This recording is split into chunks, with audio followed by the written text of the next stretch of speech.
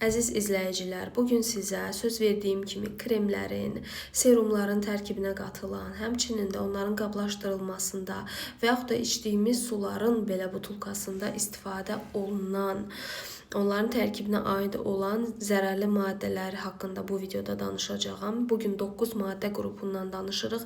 Hansı ki onlar bizim ən bahalı kremlərimizin belə tərkibində varlar və gizli-gizli öz işlərini görürlər bizim bədənimiz üzərində. Birinci olaraq parabenlərdən danışacağım. Bura aiddir məsələn propil paraben, metil paraben və yaxud da butil paraben.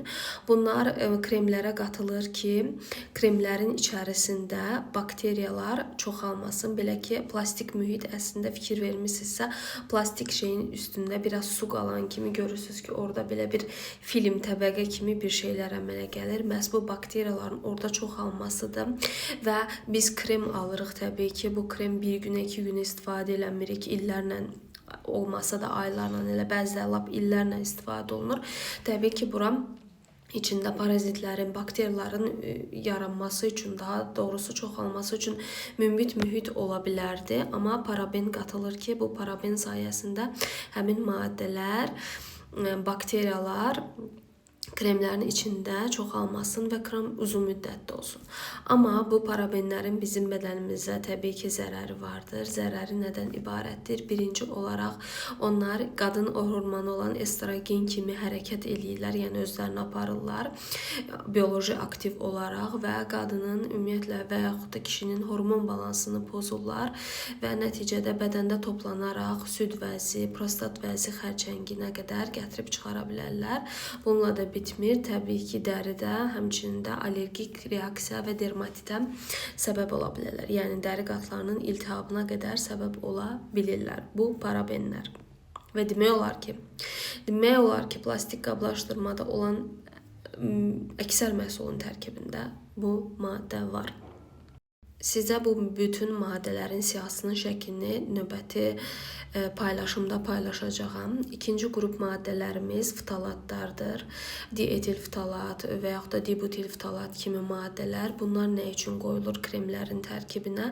Belə ki, həm kremlərə, həm də plastik maddələrə qoyulur ki, orada elastiklik, yumşaqlığı artırsın. Digər tərəfdən də ətir, məsələn, kremin tərkibində qoxu ətirləndirici varsa, həmin ətirləndiricinin dəridə uzun müddət qalmasına səbəb olur. Hansı ki, qızlar bunu pozitiv bir şeymiş kimi qəbul edirlər ki, filan kremdən nə gözəl ətir gəlir, amma o ətirləri uzun müddət sizin dərinizdə saxlayan müəyyən bu maddələrdir, ftalatlardır.